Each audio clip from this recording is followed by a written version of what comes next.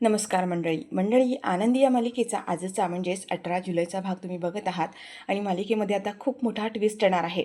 मंडळी इकडे आनंदीने एक पत्र लिहिलं आहे पृथ्वीसाठी आणि त्या पत्रामध्ये आता तिने सगळं सत्य सांगितलं आहे. म्हणजे आनंदीचं आणि युगंधरचं नातं, त्यांचं लग्न कशा पद्धतीने झालं, कोणत्या मजबुरीमध्ये झालं, युगंधरला आनंदीसोबत लग्न का करावं लागलं, हे सगळं तिने आता लिहून घेतलेलं असतं आरतीकडून आणि ते पृथ्वीला देण्यासाठी ते पत्र तिने ठेवलेलं असतं. पण ऐन वेळेला या विद्याधरने ते पत्र बदललं आहे. म्हणजे आनंदीने लिहिलेलं पत्र काढून टाकलं आहे आणि त्या ठिकाणी स्वतः त्याने पत्र लिहून ठेवलं आहे आणि ज्याच्यामध्ये आता पृथ्वीमध्ये आणि आनंदीमध्ये खूप मोठा गैरसमज निर्माण होणार आहे.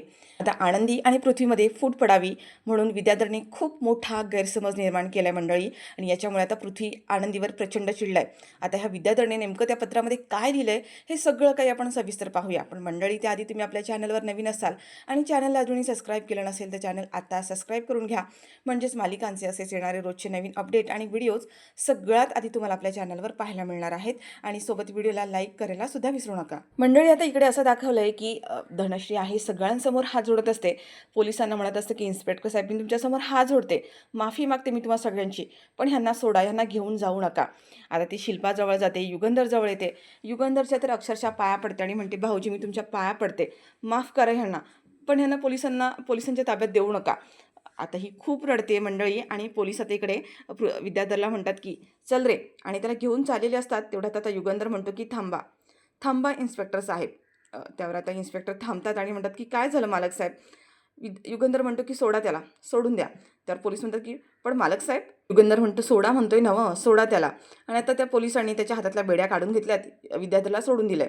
आणि आता युगंधर विद्याधरच्या जवळ येतो, त्याच्या खांद्यावर हात ठेवतो आणि म्हणतो की काही झालं, कसंही झालं, शेवटी माझा भाऊ येतो. कितीही वाईट असला, गुन्हेगार असला, कितीही मोठा गुन्हा केला असला तरी माझा सक्का लहान भाऊ आहे. मंडळी, आता ह्या विद्याधरला कळतच नाही आहे की एवढं सगळं कटकारस्थान ह्या युगंधरने माझ्या विरोधात केलं, माझा प्लॅन माझ्यावरच उलटा पाडला आणि तरीसुद्धा हा थांबवतोय का. आता एवढं सगळं होऊन सुद्धा युगंधरने एवढा मोठा निर्णय घेतलाय, या सगळ्याचं सगळ्यांनाच आधीच आश्चर्य वाटतंय. तर पोलीस म्हणत असतात, पण मालक साहेब, त्यांनी तुमची बदनामी करण्याचा प्रयत्न केलाय, तुम्हाला तुमच्यावर खोटे आरोप केलेत आणि तरीसुद्धा. त्यावर मालक साहेब म्हणतात की जाऊ द्या, काही नाही, प्रत्येकाच्या घरामध्ये असं छोट्या छोट्या मोठ्या गोष्टी होत असतात, सोडून द्या त्याला. मी माझी जी मानहानीची जी कंप्लेंट केली ना ती आत्ता मागं घेतोय. विद्याधरला खूप मोठं सरप्राईज मिळालं आहे. म्हणजे युगंधर हा नक्की काय करतोय, त्याच्या मनात काय आहे, हे आता विद्याधरच्या डोक्याच्या वरून चाललंय मंडळ या. आणि आता युगंधर सगळ्यांसमोर म्हणतो की इन्स्पेक्टर साहेब, तुम्ही आता आलात ना तरी पण चालेल. आणि युगंधर सगळ्या मीडियासमोर हात जोडतो आणि म्हणतो की मी तुमच्या सगळ्यांची माफी मागतो, पण सगळ्यांसमोर हात जोडून एक विनंती पण करतो की आज जो काही प्रकार घडला ना तो पेपरामध्ये किंवा बातम्यांमध्ये अजिबात छापू नका. म्हणजे मला माहिती आहे की माझ्या भावाने जे काही केलं, त्याच्याकडून जे काही घडलं आहे ते खूप चुकीचं आहे, पण तरीसुद्धा शेवटी माझ्या भावाच्या इज्जतीचा प्रश्न आहे. माझ्या मुलाचा आज एवढा मोठा इव्हेंट होता आणि त्याच्यामध्ये हे सगळं झालं, हे खूप चुकीचं झालं. पण तुम्ही एक काम करा ना, माझ्या मुलाबद्दल, माझ्या मुलाचं कौतुक करा, त्याने त्याच्या कामाचं कौतुक करा, त्याच्याबद्दल न्यूज छापून द्या, पण माझ्या भावाबद्दल पेपरामध्ये काही छापून देऊ नका. मी तुमच्या सगळ्यांची हवं तर माफी मागतो. म्हणजे आज जो काही प्रकार झाला त्याच्यामुळे तुम्हा सगळ्यांना खूप त्रास झाला, तुमचा वेळ वाया गेला, म्हणून तुम्हा सगळ्यांची खूप मनापासून माफी मागतोय. तर मंडळी, आता युगंधरने सगळ्यांसमोर माफी मागितली आहे आणि तेवढ्या तिथले मीडियावाले जे लोक आहेत ना ते म्हणतात की मालक साहेब, तुम्ही खरंच खूप ग्रेट आहात. म्हणजे तुमच्या भावाने तुमचं नाव खराब करण्याचा प्रयत्न केलं, तुम्हाला उद्ध्वस्त करण्याचा प्रयत्न केला, अख्ख्या मीडियासमोर तुमच्या मुलाचा इव्हेंट खराब करण्याचा प्रयत्न केला, तुमच्यावर खोटा आरोप केला आणि एवढं सगळं करूनही तुम्ही त्याला माफ करत आहात, त्याच्यासाठी तुम्ही हात जोडतात. खरंच मालक साहेब, तुम्ही खूप ग्रेट आहात, खूप भारी आहात. तुमच्या कुटुंबाप्रती तुमच्या मनात किती प्रेम आहे, आदर आहे, हे तुमच्या वागण्यातून आणि तुमच्या बोलण्यातून दिसतंय. मालक साहेब, तुम्ही ना अजिबात काळजी करू नका. आम्ही त्यांच्याबद्दल किंवा तुमच्या कुटुंबाबद्दल पेपरामध्ये काही छापून देणार नाही आहे. आणि आता युगंधर सगळ्यांना म्हणतो की तुम्ही ना आलात तरी चालेल. तर मंडळी, आता इकडे पोलीस आणि मीडियावाले जेवढे आले होते ते सगळेजण निघून गेलेत. पण विद्याधर एवढा रागाने लालबुंद झालेला असतो आणि ही आता धनश्री समोर येते आणि म्हणते, अहो तुम्ही असं का केलं तुम्ही हे सगळं. मंडळी, आता धनश्रीला सुद्धा वाटत असतं की हे सगळं विद्याधरनेच घडून आणलं आणि सगळा आरोप हा भाऊजींवर टाकलाय. त्यावर आता विद्याधर म्हणतो, धणे बस कर, चालती हो इथून. आणि आता तो तिथून रागारागाने निघून चाललेला असतो आणि मंडळी पृथ्वी म्हणतो की काका थांब. तू एवढा पाताळ यंत्री आणि कटकारस्थान करणारा असेल असं मला अजिबात वाटलं नव्हतं. तुझ्याबद्दल तर मी असा विचार सुद्धा केला नव्हता. त्याच्यापेक्षा पण तू नीच आणि खालच्या पातळीचा निघालास. आतापर्यंत तुझ्या प्रत्येक गोष्टीवरती, प्रत्येक बोलण्यावरती आम्ही विश्वास ठेवत आलो, फसत आलो आणि प्रत्येक वेळेला तू आम्हाला फसवत आलास. बाबांच्या विरोधात आमच्या मनात विष काळवत आलास. त्यांच्याबद्दल राग, तिरस्कार निर्माण करत आलास. पण नाही, आमची मोठी चूक होती हा सगळी.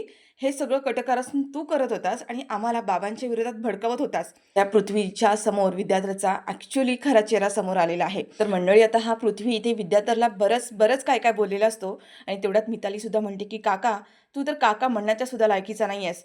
आमच्या मनात इतकं विष पेरलंस, आम्हाला इतकं भडकवत आलास, खूप नीच पातळीला जाऊन वागलास. स्वप्नातही विचार केला नव्हता रे तू असा वागशील. तुला ना खरं तर काका म्हणायची सुद्धा लाज वाटते. मंडळी आता सगळ्यांसमोर या पृथ्वीने आणि मितालीने पार अक्षरशः विद्याधरची लायकी काढून टाकली आहे आणि हे सगळं बघून खरंच युगंधरला खूप भारी वाटत असतं. कारण इतकी दिवस ह्या विद्याधरने आनंदी आणि युगंधरच्या विरोधात त्यांचे बरेच कान भरलेले असतात, बरेच गैरसमज निर्माण केलेले असतात आणि ते सगळे गैरसमज आज दूर झाले. विद्याधर आता धनशीला म्हणतो, "ए धणे, चल इथून." आणि तो धनशीला घेऊन जाणार असो तेवढ्यात आता पृथ्वी म्हणतो की थांब काका, माझं अजून झालं नाहीये.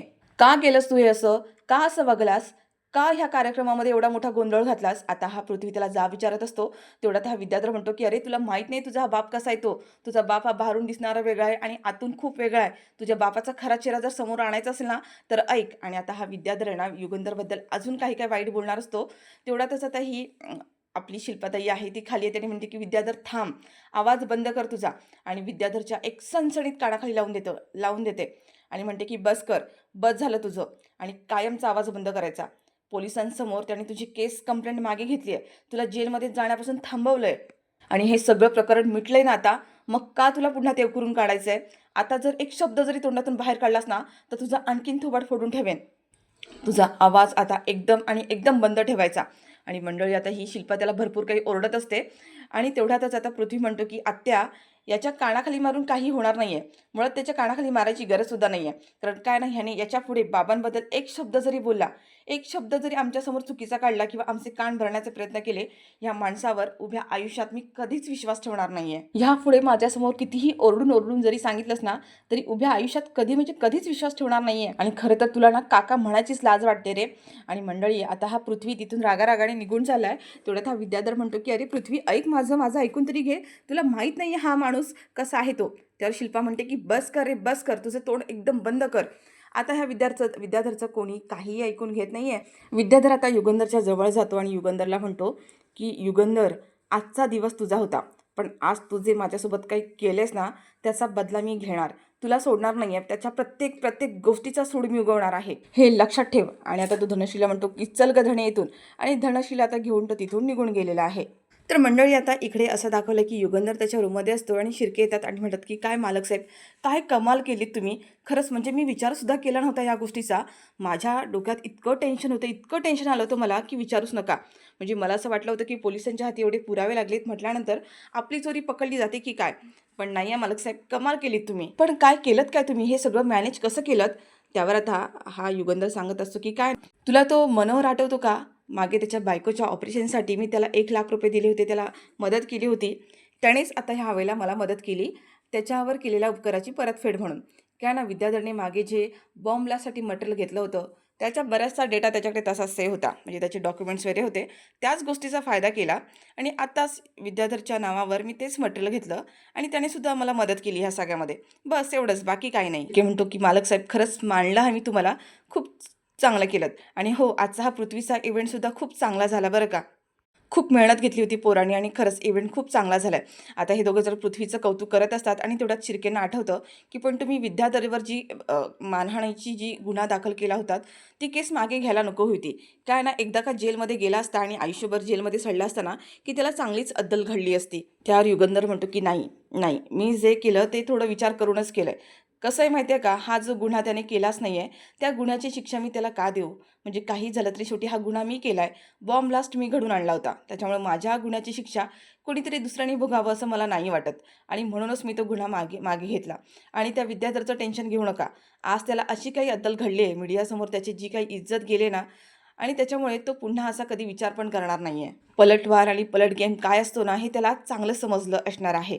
तेवढ्यात आता युगंधर म्हणतो की शिर्के, तुम्ही आता एवढा उशिरापर्यंत इथं काय करताय? वाजले किती बघा, घरी जा, उद्या फॅक्टरीची भरपूर कामं करायची आहेत, फॅक्टरीमध्ये लवकर या, निघा आता घरी. त्यावर शिर्के म्हणतो की हो मालक साहेब, मी निघतोय.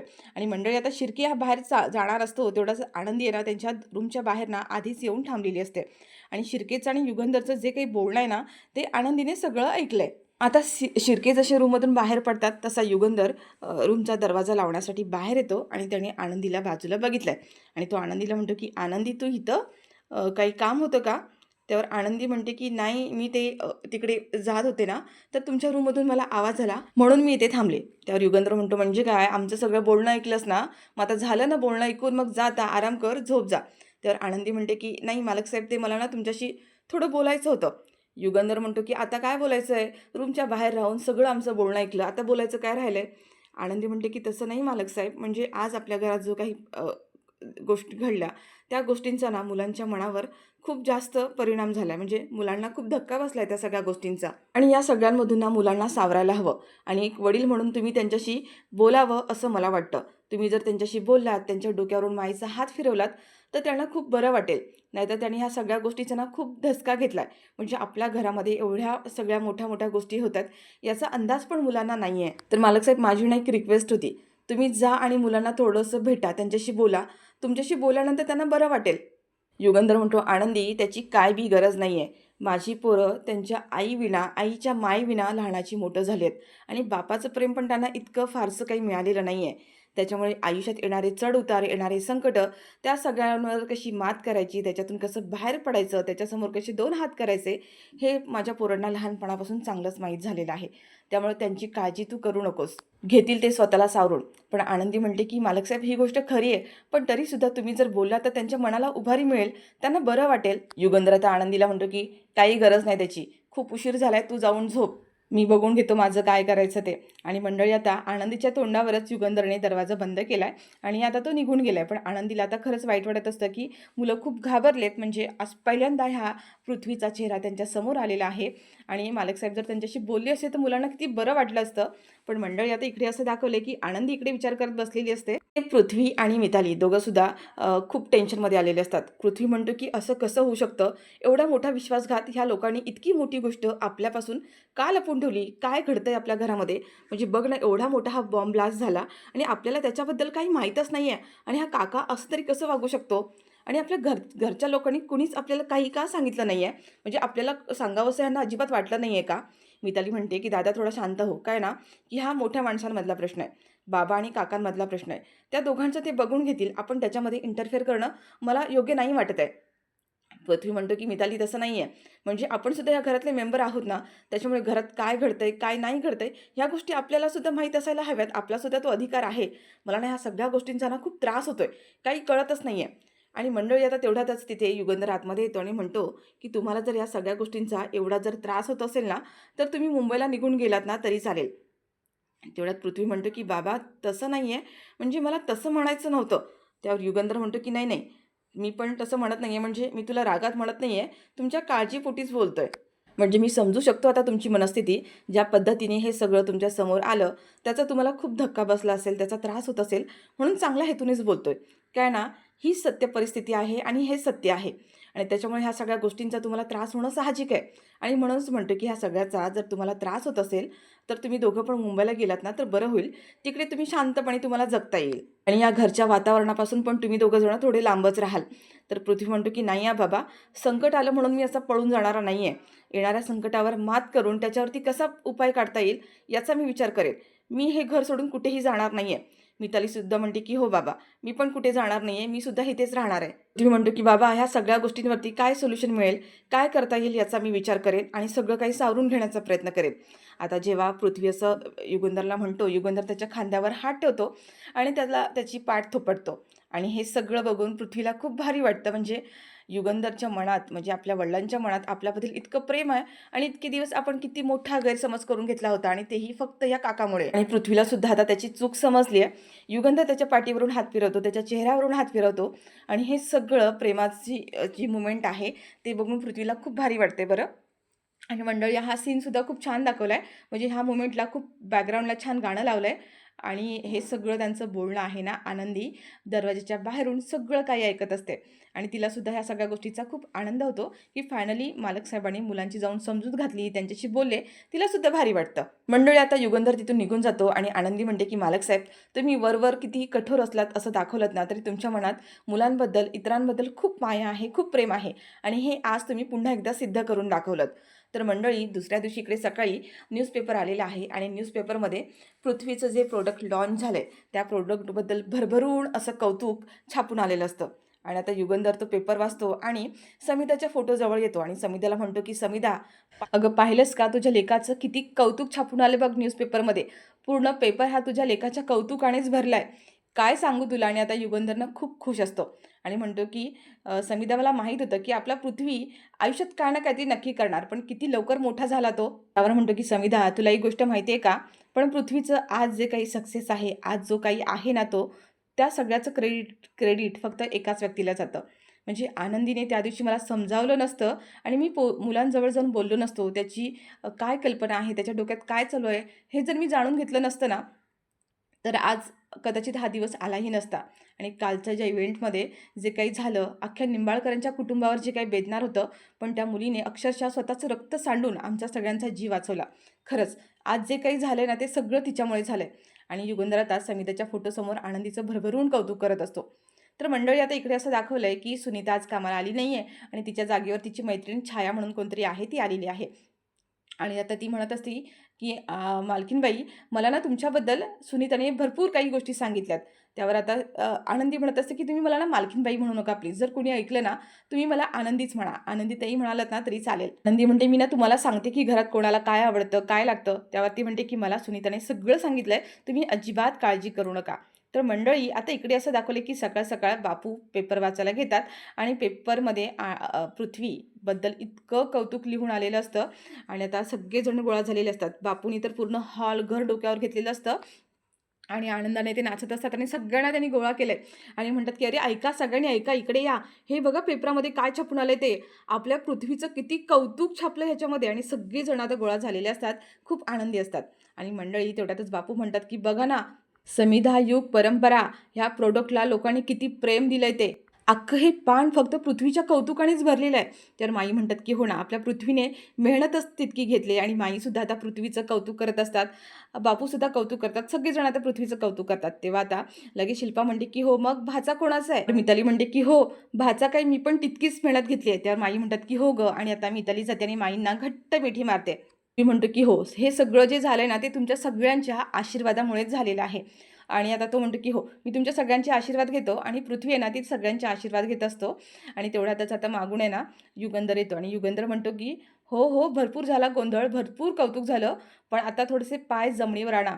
काय ना, अशी कौतुकं, अशा गोष्टी आयुष्यभर पेपरामध्ये छापून येतात. पण एवढं सगळं झालं म्हणून लगेच हुरळून जायचं नाहीये. आता पृथ्वी लगेच जातो आणि युगंधरच्या पाया पडतो आणि युगंधर त्याच्या खांद्यावर हात ठेवतो आणि म्हणतो, की "पृथ्वी बाळा, हे बघ, आज तू जे काही केलंस ते खूप कौतुकास्पद आहेच आणि तुझं खूप खूप अभिनंदनसुद्धा. पण आयुष्यामध्ये ना अशा गोष्टी होत असतात, म्हणून आपले पाय ना कायम जमिनीवर ठेवायचे. आणि हो, हे पत्रकार काय, आपण जर चांगली गोष्ट केली तर त्याचा बाऊ करतातच. पेपरामध्ये न्यूज आणून देतात. पण उद्या आपल्याकडून कोणती चूक होते याची ते वाटच बघत असतात. आणि त्या गोष्टीसुद्धा तेवढ्याच पेपरामध्ये छापून देतात. आणि म्हणून प्रत्येक गोष्ट करताना, प्रत्येक काम करताना जपून आणि नीट लक्ष देऊन करायचं आहे. आज तू एवढा मोठा सक्सेस मिळवला आहेस म्हटल्यानंतर आता तुझी जबाबदारी आणखीन वाढली आहे, की आणखीन पुढचं काम कसं चांगलं करता येईल आणि हा सक्सेस कसा टिकवून ठेवता येईल, ही जबाबदारीसुद्धा आता तुझीच आहे. त्यामुळे यापुढे करणारं प्रत्येक काम, प्रत्येक निर्णय हा शांतपणे, शांत डोक्याने विचार करूनच मग घेत जा. आणि मी तुझ्या कायम पाठीशी आहेच. आयुष्यात असाच मोठा हो आणि असाच यशवंत हो, असं म्हणत युगंधरने त्याला आशीर्वाद दिलाय आणि पृथ्वीलासुद्धा आता खूप भारी वाटतं या सगळ्याचं. आता युगंधर म्हणतो, की "मला थोडंसं ऑफिसचं काम आहे, मी पटकन जातो, तुम्ही लोकांनी आवरून घ्या." तर मंडळी आता इकडे आनंदी किचनमध्ये आलेली असते आणि तिला खूप आनंद झाला आणि पृथ्वीचं जे काही न्यूज छापून आले ना, तो न्यूजपेपर ती घेऊन आलेली असते आणि म्हणते, की "छायाताई, आज मी इतकी आनंदी आहे ना, म्हणजे पृथ्वीबद्दल इतकं भरभरून कौतुक छापून आलंय पेपरामध्ये. मला असं वाटतं, की मला डोळे असते ना, तर हा पेपरातला प्रत्येक शब्द मी वाचून घेतला असता आणि माझ्या डोळ्यामध्ये साचून ठेवला असता. पण काय आहे ना, मला वाचताच येत नाहीये." त्यावरती म्हणते, "छायाताई, मी तुम्हाला एक रिक्वेस्ट करू का? त्यावरती म्हणते की बोला ना आनंदी, काय म्हणायचं आहे? छाया म्हणते की तुम्ही मला हा पेपर वाचून द्याल का? म्हणजे मला वाचता येत नाही आहे डोळ्यांमुळे. त्यावर छाया म्हणते की आनंदीताई काय गंमत करता तुम्ही माझी? अहो माझं तेवढं शिक्षणच झालं नाही आहे, नाहीतर मी वाचले असते. तर आनंदी म्हणते सॉरी सॉरी हां, म्हणजे मला माहीत नव्हतं. ठीक आहे, काही हरकत नाही आहे. आणि मंडळी आता हे सगळं पृथ्वीने ऐकलंय आणि आनंदीला किती आनंद झाला, म्हणजे आपल्या यशाबद्दल किती मेहनत घेते ती. आणि तो सुद्धा म्हणत असतो की खरंच आनंदी, आजचा जो काही इव्हेंट झाला आहे ना, आणि ह्या सगळ्याचं क्रेडिट तुझं आहे.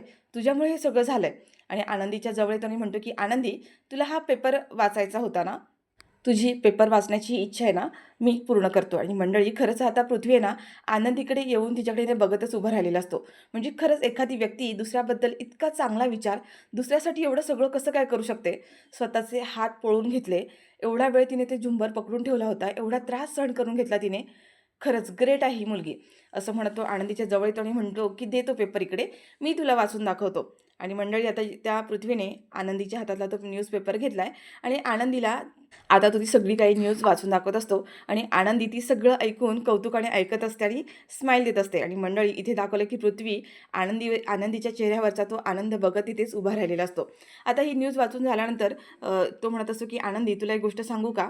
म्हणजे कालचा जो काही इव्हेंट झाला, माझं काही प्रोडक्ट लॉन्च झाला, या सगळ्याचं क्रेडिट आहे ना तुला आहे. खरंच तू जे माझ्यासाठी केलेस ना, ते दुसरं कोणीही करू शकलं नसतं. तुझ्यामुळे ही आयडिया सक्सेसफुल झाली आणि कालचा इव्हेंटसुद्धा तुझ्यामुळे सक्सेसफुल झाला. खरंच तुझे खूप उपकार आहेत गं माझ्यावरती. आता हा पृथ्वी तिचं कौतुक करत असतो, तेवढ्यात छाया म्हणते की माझं थोडं काम आहे तिकडे, मी जाऊन येते. आणि छाया आता तिथून निघून गेली. तर पृथ्वी म्हणत असतो की आनंदी, खरंच ह्या जगात जर कोणावर डोळे झाकून विश्वास ठेवायचा असेल, तर तो विश्वास आहे ना मी तुझ्यावर ठेवू शकतो. अगदी मला कोणीही तुझ्याबद्दल काही सांगितलं ना, तरी माझा विश्वास कधीच बसणार नाही आहे. माझा आनंदी तुझ्यावर पूर्ण विश्वास आहे आणि मला पूर्ण खात्री आहे की तू माझा विश्वासघात कधी म्हणजे कधीच करणार नाही आहेस. तर मंडळी आता तेवढ्यात तिथे मिताली येते आणि म्हणते की दादा, थोडंसं खूप महत्त्वाचं काम आहे, आपल्याला आत्ताच्या आता लगेच निघायला हवं. निघूया का? आता मिताली आणि पृथ्वी दोघंसुद्धा तिथून निघून गेलेत. आणि जी छाया आहे ती पण म्हणते मला पण थोडंसं काम आहे आनंदीताई, मी पटकन येते हां. आणि आता ती पण निघून गेली आहे. बिचारी आनंदी मात्र इकडे आता पूर्णपणे कोसळलेली असते. कारण आता पृथ्वी म्हणालेला असतो की आनंदी, माझा तुझ्यावरती पूर्ण विश्वास आहे आणि मला माहिती आहे तू कधीच माझा विश्वासघात करणार नाही आहेस, कधीच खोटं बोलणार नाही आहेस. आणि ह्या जगात कोणावर विश्वास ठेवायचा असेल तर तुझ्यावरती. आणि आता आनंदी म्हणते की पृथ्वी, तुला माहीत नाही आहे की एवढं मोठं सत्य मी तुझ्यापासून लपून ठेवलं आहे ते. हे सत्य जेव्हा तुला कळेल तेव्हा तुझं काय होईल? आणि आता आनंदी हे सगळं बोलत असते, तेवढ्यात हा विद्याधर मागून आलेला असतो आणि विद्याधरने सगळं ऐकलेलं असतं. विद्याधर म्हणतो की काय ना, पृथ्वीला जेव्हा हे सगळं तुमचं सत्य कळेल ना, तेव्हा खूप मोठा धमाका होणार आहे. तेव्हा खरा बॉम्ब फुटणार आहे. आणि आता तो आनंदीच्या जवळ येतो आणि म्हणतो की आनंदी, विचार कर, जेव्हा पृथ्वीला कळेल की तुझं आणि युगंधरचं लग्न झालंय, तू त्याची आई आहे, तेव्हा तो काय करेल? अगं तुला धक्के मारून घरातून बाहेर काढेल तो. त्याच्या मनातून तू पूर्णपणे उतरून जाशील. त्याच्यासमोर तुझी कवडीची सुद्धा किंमत राहणार नाही आहे. कळतंय का? आनंदी बिचारी घाबरलेली असते. आणि आता हा विद्याधर म्हणतो की काय ना, आज तुम्ही ज्या लोकांनी माझी जी काही दिवाळी केली होती ना, त्या दिवाळीचा बदला म्हणून मी आता त्याच दिवाळीच्या नावाने होळी पेटवणार आहे. तर मंडळी आता इकडे प्रोमोमध्ये असं दाखवलंय की आनंदीला आता काही झालं तरी पृथ्वीला युगंधरच्या आणि तिच्या नात्याबद्दल सगळं काही सांगायचं असतं. आणि तिने हा खूप मोठा निर्णय घेतला आणि त्यासाठी आरतीला बोलून घेतलेलं असतं. आणि आरतीला तिने आता पत्र लिहायला सांगितलंय पृथ्वीसाठी. आणि त्यात ती सगळं लिहिते, म्हणजे युगंधरचं आणि तिचं लग्न झालं आहे, मी तुमची आई आहे, हे लग्न कोणत्या परिस्थितीमध्ये झालं, का केलं, कोणती मजबुरी होती, हे सगळं सगळं तिने आरतीकडून देऊन घेतलेलं असतं. जेणेकरून पृथ्वी जो आपल्याला नक्कीच समजून घेईल, ह्या सिच्युएशनला समजून घेईल. आणि मंडळी ह्या सगळ्यामध्ये आता ह्या विद्याधरने खूप मोठा कांड केला आहे. म्हणजे जे पत्र आनंदीने लिहिलेलं असतं, ते पत्र त्या विद्याधरने जाऊन चेंज केलं आहे आणि त्या ठिकाणी त्याने दुसरंच पत्र लिहिलं आहे. आणि हा पृथ्वी आता इथे सगळ्यांसमोर चिडला आहे. म्हणजे सगळेजण डायनिंग टेबलवर बसलेले असतात आणि पृथ्वी म्हणतो की आनंदी, हे काय आहे? तुझी हिंमत कशी झाली? काय लिहिलेस तू याच्यामध्ये? आणि तो सगळ्यांसमोर येऊन आनंदीसमोर चिडलेला असतो. आता आनंदीला कळत नाहीये की पृथ्वी का चिडलाय, म्हणजे तिला असं वाटतं की सत्य समजलं म्हणून हा चिडलाय की काय? पण ते पत्र मुळात काहीतरी वेगळंच आहे. आणि ह्या विद्यार्थ्याने नक्की त्या पत्रामध्ये काय लिहिलंय ते मंडळी आपल्याला आता उद्याच्या येणाऱ्या भागामध्येच कळणार आहे.